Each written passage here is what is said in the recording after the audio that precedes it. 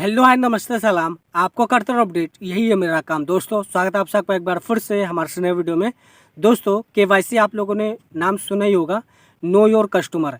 ये सरकारी बैंक या कोई भी बैंक या कोई फाइनेंस संस्था इस चीज़ को चलाती है, क्योंकि उन्हें अपने कस्टमर को जानना होता है और उनके जो भी डॉक्यूमेंट्स होते हैं, जो भी वो डॉक्यूमेंट्स अपने बैंक या फाइनेंस संस्था में सबमिट करवाते हैं, उन्हें वेरीफाई करने के लिए अपने कस्टमर को वेरीफाई करते हैं, इसलिए केवाईसी करते हैं। लेकिन केवाईसी के द्वारा ही फ्रॉड हो रहा है। तो आज की इस वीडियो में हम जानेंगे कि केवाईसी फ्रॉड से कैसे बच सकते हैं और इससे हम कैसे कंट्रोल कर सकते हैं और दूसरों को कैसे बचा सकते हैं। तो केवाईसी से रिलेटेड आपको पूरी जानकारी दूंगा आज के इस वीडियो में, फ्रॉम टॉप टू बॉटम। तो बने रहिए इस वीडियो में शुरू से लेकर एंड तक। तो चलिए आज की शानदार और जानदार वीडियो को शुरू करते हैं। दोस्तों वीडियो को शुरू करने से पहले आप लोगों से एक छोटी सी गुजारिश है कि जब भी आप अपने बैंक या किसी फाइनेंस संस्था में जाएंगे म्यूचुअल फंड खुलवाने के लिए या अकाउंट खुलवाने के लिए या डीमैट अकाउंट खुलवाने के लिए दोस्तों, तो वहाँ पर आपसे केवाईसी करवाने के लिए एक फॉर्म भरवाया जाता है और आपसे आपके दस्तावेज़ लेके आपके पते को वेरीफाई करवाया जाता है, ताकि कोई शख्स नकली दस्तावेज़ देकर किसी भी व्यक्ति को धोखाधड़ी में ना फंसा सके। इसीलिए केवाईसी करवाया जाता है। तो दोस्तों केवाईसी क्यों होता है, कैसे होता है और इसके किस प्रकार से फ्रॉड से बच सकते हैं, और सी केवाईसी क्या होता है, ई केवाईसी क्या होता है, पूरी जानकारी आज की इस वीडियो में मिलेगा। ठीक है दोस्तों। तो दोस्तों आरबीआई ने अपनी तरफ से आदेश जारी किया है सभी बैंकों को कि आपके पास कोई भी शख्स आता है कोई भी काम करवाने के लिए, तो उसका केवाईसी करना कंपलसरी है। दोस्तों सबसे पहला क्वेश्चन है कि केवाईसी क्यों है ज़रूरी। तो दोस्तों देखिए, जब आप अपने बैंक खाते में, अपने बैंक में या किसी भी वित्तीय संस्था में जाते हैं, तो वहाँ पर आपको केवाईसी करवाने के लिए कहा जाता है। क्यों? क्योंकि कोई भी शख्स नकली डॉक्यूमेंट देके धोखाधड़ी ना दे, इसीलिए उससे केवाईसी करवाया जाता है और वेरीफाई कर लिया जाता है कि उस शख्स ने जो हमें डॉक्यूमेंट दिया है वो डॉक्यूमेंट एकदम सही है, असली है, इसलिए वो शख्स एकदम सही है। ठीक है दोस्तों। तो इसलिए केवाईसी करवाया जाता है। केवाईसी करवाने का फ़ायदा ये भी है कि जब भी कोई व्यक्ति फ्रॉड करता है या कोई धोखाधड़ी करने की कोशिश करता है या फिर मनी लॉन्ड्रिंग करने की कोशिश करता है, तो वो पकड़ा जाता है। इसलिए आरबीआई ने सभी बैंकों को आदेश दिया है कि जब तक आप केवाईसी ना करें उसका कोई भी वित्तीय काम ना करें। ठीक है दोस्तों। तो इसलिए केवाईसी ज़रूरी होती है। अब अगला सवाल ये है दोस्तों कि केवाईसी कैसे होती है। तो केवाईसी आप लोगों को जब भी आप अपने बैंक अकाउंट या किसी सरकारी संस्था में जाएंगे, तो वहाँ पर आप लोगों को अपने डॉक्यूमेंट देने के लिए कहेगा कि आप आधार कार्ड, पहचान पत्र या पैन कार्ड, फॉर्म 60 या फिर ड्राइविंग लाइसेंस वगैरह दीजिए, जो आपके पते को वेरीफाई कर सके। जब आप इनमें से किसी भी एक डॉक्यूमेंट्स को आप अपने बैंक अकाउंट में दे देते हैं या किसी भी सरकारी संस्था में दे देते हैं, तो आपसे फिर मोबाइल नंबर या फिर ईमेल आईडी मांगे जाती है। ध्यान रहे आपको मोबाइल नंबर वही देना है जो आपके आधार कार्ड से लिंक हो। ठीक है दोस्तों। इससे फ़ायदा ये होगा कि आप जब भी कोई ट्रांजैक्शन करेंगे तो ओटीपी की कोई जो झंझट होती है दोस्तों, उस झंझट से आप दूर हो जाएंगे और आपको आपके आधार कार्ड जब भी मांगा जाएगा तो उससे आपका मोबाइल नंबर वेरीफाई हो जाएगा। इसलिए आप उसी मोबाइल नंबर को दर्ज करवाना है अपने बैंक अकाउंट में या किसी भी सरकारी संस्था में जहां पर आपका आधार कार्ड से आपका मोबाइल नंबर लिंक हो। ठीक है दोस्तों। उसके बाद आपको बैंक कर्मी आपसे पासपोर्ट साइज फ़ोटो 1 या 2 फ़ोटो मांग सकता है। इसके लिए वो आपका फ़ोटो मांगेगा, आपको फ़ोटो भी देना पड़ेगा। तो इस प्रकार से केवाईसी होती है। आप जानते हैं दोस्तों सी केवाईसी क्या होता है। तो दोस्तों मैंने आप लोगों को बताया केवाईसी क्या होता है, कैसे होता है। आप जानते हैं सी केवाईसी क्या होता है। तो देखिए, जब भी आपको कोई प्रॉब्लम होती है तो आप अपने बैंक में जाते हैं और वहाँ कहते हैं कि मुझे अपना मोबाइल नंबर लिंक कराना है या मुझे अपने नाम चेंज करवाना है। तो जब भी आप कोई काम करवाने जाते हैं तो आपसे बार बार केवाईसी करवाया जाता है। यानी कि आप पहली बार गए तो आपने कहा मोबाइल नंबर चेंज कर दो, तो आपसे केवाईसी करवाया आपका अंगूठा लेके। ठीक है दोस्तों। फिर उसके बाद आपके बायोमेट्रिक डेटा से, फिर उसके बाद आप थोड़ी देर बाद कहे कि यार मुझे अपना नाम भी चेंज करवाना पड़ेगा क्योंकि नाम भी डिफरेंट हो रहा है। तो आप फिर वहाँ जाएंगे तो आपसे फिर से केवाईसी करवाना पड़ेगा। तो बार बार केवाईसी की जो प्रोसेस है दोस्तों, उसको बदलाव करते हुए आरबीआई ने सी केवाईसी को लॉन्च किया। जी हाँ दोस्तों, सी केवाईसी क्या होता है? Central KYC. यानी कि एक बार केवाईसी करवाना है, उसके बाद आपको बार बार केवाईसी की ज़रूरत नहीं होगी। फिर उसके बाद आप बार बार मोबाइल नंबर चेंज करवाएं, बार बार नाम चेंज करवाएं। आपको सिर्फ एक ही बार अपना केवाईसी करवाना है और आपको फिर दोबारा केवाईसी नहीं करवाना है। इसके लिए आप लोगों को अपने जो भी डॉक्यूमेंट्स है दोस्तों अपने बैंक में लेके जाना है और एक फॉर्म भर देना है। फॉर्म भरने के बाद उसमें एक अपने पासपोर्ट साइज़ फ़ोटो को अटैच कर देना है और जमा करा देना है। जब आप ऐसा कर देंगे तो आपको एक किन यानी IN यानी केवाईसी आइडेंटिफिकेशन आपके मोबाइल नंबर पर या फिर ईमेल आईडी पर भेज दिया जाता है और उसका इस्तेमाल करके आप सिर्फ एक बार ही केवाईसी करवाएंगे और आपको बार बार केवाईसी करवाने की ज़रूरत नहीं पड़ेगी। तो ये केवाईसी होता है दोस्तों। उम्मीद करता हूँ केवाईसी आप लोगों को कॉन्सेप्ट क्लियर हो गया होगा। केवाईसी आइडेंटिफिकेशन यानी KIN को अभी कुछ ही बैंकों ने एक्सेप्ट किया है और बाकी बैंकों ने एक्सेप्ट नहीं किया है। धीरे धीरे ये सभी बैंकों में पहुंचता रहेगा। अब बढ़ते हैं दोस्तों अगले क्वेश्चन की तरफ, यानी केवाईसी क्या होता है। तो देखिए दोस्तों, जब आप अपने बैंक में जाते हैं तो वहाँ पर आपको अपने फॉर्म फिलअप करने के लिए कहा जाता है। फिर कहा जाता है कि आपको अपने डॉक्यूमेंट्स जमा करवाने हैं, तो आप वहाँ पर अपने डॉक्यूमेंट्स जमा करवाते हैं और फिर डॉक्यूमेंट्स का फ़ोटोकॉपी करवाते हैं। तो ज़रूरी नहीं है कि आपको अपने बैंक में जाना है, वहाँ पर ये लाइन में लगना है और काम करना है। आप इस चीज़ को ऑनलाइन डिजिटल तरीके से कर सकते हैं, इसलिए इसको केवाईसी कहा गया है।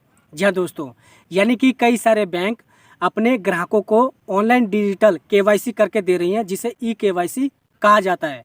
इसे दो प्रकार से किया जाता है। तो पहला तरीका है आधार कार्ड से। आप जिस सरकारी संस्थान में जाते हैं वहाँ पर केवाईसी करना काफ़ी आसान है। इसके लिए करना क्या है कि आपको अपना आधार नंबर अपने बैंक में देना है या सरकारी संस्थान में देना है और वहाँ पर आपको एक OTP आएगा। ध्यान रहे OTP उसी नंबर पे आएगा जहाँ पर आपका जिस भी मोबाइल नंबर से आपका आधार नंबर लिंक है, उसी मोबाइल नंबर पे एक OTP आएगा। OTP आने के बाद आप उस OTP को दर्ज करा के अपना केवाईसी करवा सकते हैं, यानी अपनी पहचान प्रमाणित करवा सकते हैं। ठीक है दोस्तों, तो पहला हो गया आधार कार्ड से, दूसरा हो गया वीडियो कॉल के ज़रिए। तो दोस्तों वीडियो कॉल के ज़रिए भी आप केवाईसी करवा सकते हैं, यानी केवाईसी करवा सकते हैं, जिसे वीडियो केवाईसी भी कहा जाता है। इसके लिए करना क्या है कि जब भी आपको अपना जो भी डॉक्यूमेंट वेरीफाई करवाना है, प्रमाणित करवाना है, तो वहाँ से वीडियो कॉल आएगी, उसको रिसीव करना है। उसके बाद आप लोगों को वहाँ पर आपको अपने आधार कार्ड या पैन कार्ड के साथ ऐसे अपना दिखाना है दोस्तों, अपनी फेस दिखानी है और आधार कार्ड के साथ ऐसे करके खड़ा होके करना है। ठीक है दोस्तों, तो इस प्रकार से आप लोगों को सारे डॉक्यूमेंट्स वेरीफाई हो जाते हैं। तीसरा है दोस्तों बायोमेट्रिक डेटा के द्वारा। जब भी आप अपने बैंक अकाउंट में या फिर किसी भी तरीके से केवाईसी करवाना चाहते हैं, यानी अपनी पहचान को प्रमाणित करवाना चाहते हैं, तो आपको वहाँ पर जाने की ज़रूरत नहीं है। आपको करना क्या है कि आप बायोमेट्रिक डेटा के द्वारा भी कर सकते हैं। करना क्या है कि आपको सिर्फ अपने उंगली को मशीन में रखना है, यानी कि स्कैनिंग मशीन में रखना है, और जब आप अपनी उंगली को मशीन में रखेंगे दोस्तों, तो वहाँ से आपकी सारी जानकारी आ जाएगी। इस प्रकार से आपका आधार कार्ड वेरीफाई कर लिया जाएगा और आपकी केवाईसी पूरी कर ली जाएगी। तो 3 प्रकार से केवाईसी होती है। ठीक है दोस्तों केवाईसी के फ़ायदे। तो पहला फ़ायदा ये है कि आपको अपने डॉक्यूमेंट्स पर साइन नहीं करने होते हैं, क्योंकि जाहिर सी बात है इसमें केवाईसी हो रही है, यानी डिजिटल हो रही है, तो हमें साइन करने की ज़रूरत नहीं होगी। आपके डॉक्यूमेंट्स में जितनी भी निजी जानकारी होती है, जैसे कि नाम, पता, जन्म तिथि, ये सारी जानकारी अपने आप भर ली जाती है। इसके लिए आप लोगों को किसी भी प्रकार की जो भी निजी जानकारी है दोस्तों, डेटा किसी को भी शेयर करने की ज़रूरत नहीं होती है। तो इस प्रकार से आप निजी जानकारी को देने से बच सकते हैं। दोस्तों केवाईसी का तीसरा फ़ायदा यह है कि जब भी आप किसी को वेरीफाई करने के लिए अपना पता प्रमाण पत्र वेरीफाई करने के लिए डॉक्यूमेंट्स देते हैं, तो हो सकता है कि सामने वाला व्यक्ति गलत हो और वो डॉक्यूमेंट्स किसी गलत व्यक्ति के हाथों में चला जाए और आपका बैंक अकाउंट साफ़ हो जाए। तो ऐसे में नहीं होना चाहिए। तो ऐसे में क्या होता है कि केवाईसी करवाने का एक बड़ा फ़ायदा ये होता है कि आपका डॉक्यूमेंट किसी गलत के हाथ में नहीं पड़ता है। तो ये फ़ायदा होता है दोस्तों। अब चलते हैं दोस्तों, केवाईसी करवाने के लिए भी कुछ नियम होते हैं। जी हाँ दोस्तों, आप पेटीएम वॉलेट के लिए या किसी और वॉलेट के लिए केवाईसी करवा लें तो उसके अलग नियम है, या किसी सरकारी बैंक या किसी और बैंक के लिए या किसी सरकारी संस्था के लिए केवाईसी करवा लें तो उसके लिए अलग नियम है। तो यानी कि हम सारे नियमों को अब धीरे धीरे जानकारी लेंगे। तो पहले हम जानकारी लेते हैं ई वॉलेट के लिए यानी कि जो पेटीएम वॉलेट है उसके लिए केवाईसी कराने के लिए क्या क्या करना पड़ता है। तो उसके लिए दो प्रकार की केवाईसी होती है, एक होती है मिनी केवाईसी और एक होती है फुल केवाईसी। तो ई केवाईसी में क्या करना पड़ता है दोस्तों कि आप अपने आप से खुद से पेटीएम वॉलेट ओपन करेंगे और वहाँ पर अपने डॉक्यूमेंट दर्ज कर देंगे और आपका मिनी केवाईसी हो जाएगा। मिनी केवाईसी में सिर्फ आप 10,000 तक की ट्रांजैक्शन कर सकते हैं। यदि आपको 10,000 से ज़्यादा का ट्रांजैक्शन करना है यानी 1 लाख तक ट्रांजैक्शन करना है दोस्तों, उसके लिए आपको फुल केवाईसी कराना पड़ेगा। उसके लिए आप किसी दुकान में जाके, मर्चेंट आउटलेट में जाकर आप अपने नरेगा जॉब कार्ड या किसी भी डॉक्यूमेंट्स को लेकर जाकर अपना फुल केवाईसी करवा सकते हैं। उसके बाद आप 10,000 से ज़्यादा या 1 लाख तक ट्रांजैक्शन कर सकते हैं। तो इसमें दो प्रकार की केवाईसी होती है, मिनी केवाईसी, फुल केवाईसी। आप जानते हैं दोस्तों वित्तीय संस्था के लिए कौन से नियम है। जब आप बैंक में ई केवाईसी करवाने जाएंगे तो वहाँ पर दो प्रकार के नियम आते हैं। पहले नियम में दोस्तों कैटेगरी बांटी गई है और दूसरे नियम में दोस्तों ट्रांजैक्शन बांटी गई है। तो मैं आप लोगों को बताता हूँ कि 3 प्रकार के रिस्क होते हैं। पहला लो रिस्क होता है, दूसरा मध्यम रिस्क होता है और तीसरा हाई रिस्क होता है। पहले रिस्क में यानी लो रिस्क में दोस्तों जब आप 10,000 तक ट्रांजैक्शन हर साल करते हैं तो आपको हर 10 साल में ई केवाईसी करवानी ज़रूरी पड़ती है, यानी कि आपको बैंक हर 10 साल में केवाईसी करने के लिए कहेगा। दूसरे में मध्यम या इसका जो रिस्क होता है दोस्तों ना ही ख़राब होता है और ना ही अच्छा होता है। तो इसमें आप लोगों को करना क्या है, सिर्फ और सिर्फ इसमें 8 साल के लिए ई केवाईसी करवाना पड़ता है। तीसरा होता है दोस्तों हाई रिस्क, यानी इसमें आपका ट्रांजैक्शन जो भी होता है दोस्तों वो बहुत ही ख़राब होता है, यानी कि आपका जो रिस्क है वो बहुत ही हाई होता है, इसीलिए इसमें हर 2 साल में केवाईसी करवानी पड़ती है। तो कैटेगरी के अनुसार केवाईसी करवाना पड़ता है।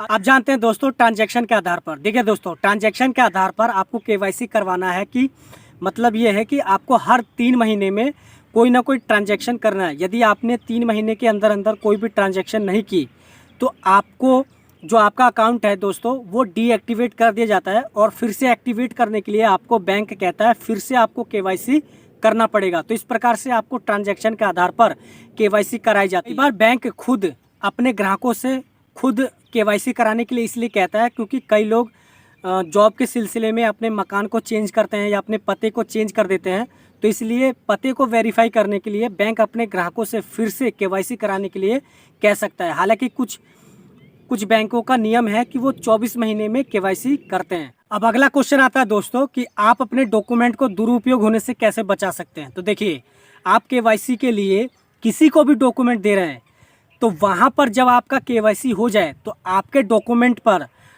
तारीख और साइन और डेट और मकसद ज़रूर होना चाहिए। जैसे मान लीजिए मैं अपना आधार कार्ड फ़ोटोकॉपी करा के किसी को दे रहा हूँ तो वहाँ पर मेरा साइन होगा, डेट होगा और मकसद लिखा रहेगा कि मैं इस चीज़ के लिए किसी को अपना आधार कार्ड दिया, तो वहाँ से मेरा जो डॉक्यूमेंट दिया दोस्तों उसका दुरुपयोग होने से बच जाए। और उस डॉक्यूमेंट्स पर दोस्तों एक बड़ी सी क्रॉस लाइन खींच देनी है ताकि उससे पता चल जाए कि इस डॉक्यूमेंट्स का उपयोग हो चुका है और वो किसी गलत के हाथ में ना पहुंच सके। तो इस प्रकार से अपने डॉक्यूमेंट्स को गलत हाथों में पहुंचने से बचा सकते हैं। ठीक है दोस्तों केवाईसी से रिलेटेड बहुत सारे फ्रॉड हो रहे हैं।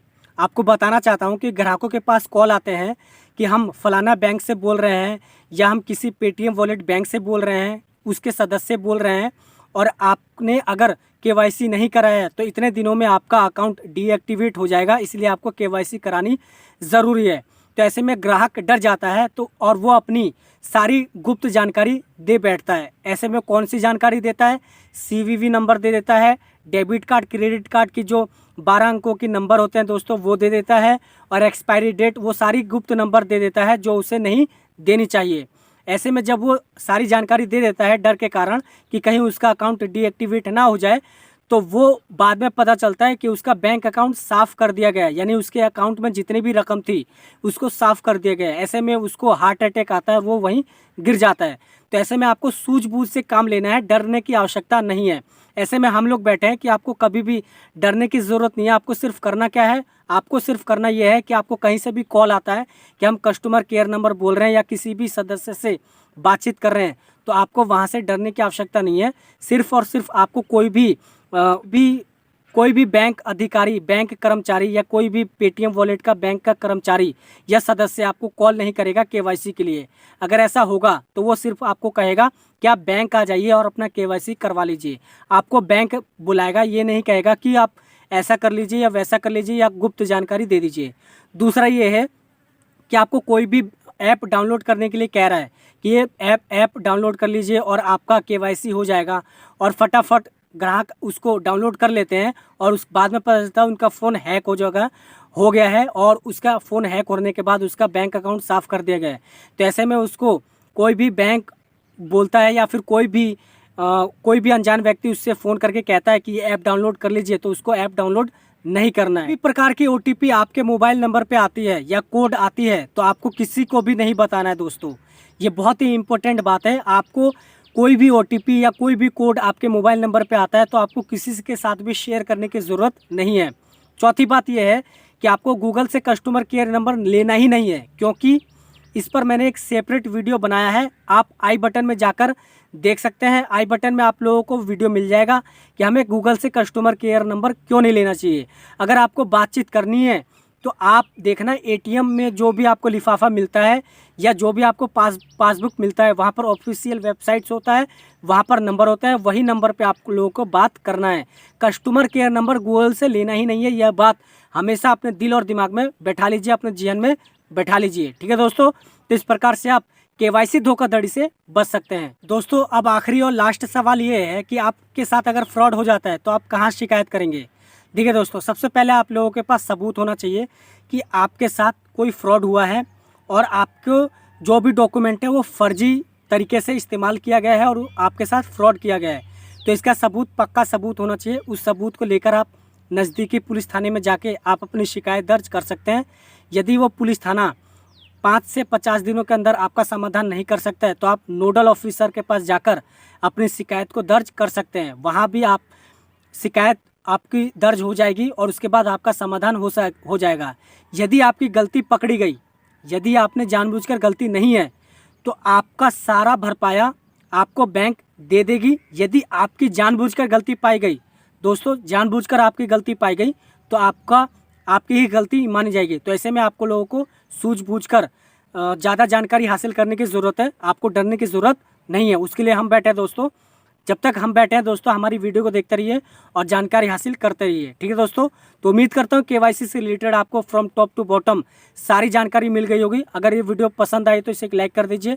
जैसा कि आप लोगों को पता है कि मैं धूप में बैठकर वीडियो बना रहा हूँ सिर्फ और सिर्फ आपके मेहनत का पैसा बचाने के लिए, इसलिए आप हमें सपोर्ट ज़रूर करें। आपके सपोर्ट के बिना हम कुछ भी नहीं कर सकते, इसलिए सपोर्ट ज़रूर करें। सपोर्ट करने के लिए आप लोगों को सिर्फ और सिर्फ चैनल को सब्सक्राइब करना है और हमारी वीडियोस को देखकर जानकारी हासिल करना है। ठीक है दोस्तों, तो कमेंट में आपका कोई भी सवाल है आप हमसे पूछ सकते हैं। इस वीडियो को अपने दोस्तों में ज़रूर शेयर करें ताकि उन्हें भी ये वीडियो पसंद आए और उन्हें जानकारी हासिल हो सके। ठीक है दोस्तों, ट्विटर इंस्टाग्राम का लिंक डिस्क्रिप्शन में आप हमें फॉलो कर सकते हैं। मिलेंगे नेक्स्ट वीडियो में, तब तक के लिए नमस्कार। वीडियो देखने के लिए आप सभी का आभार व्यक्त करते हैं।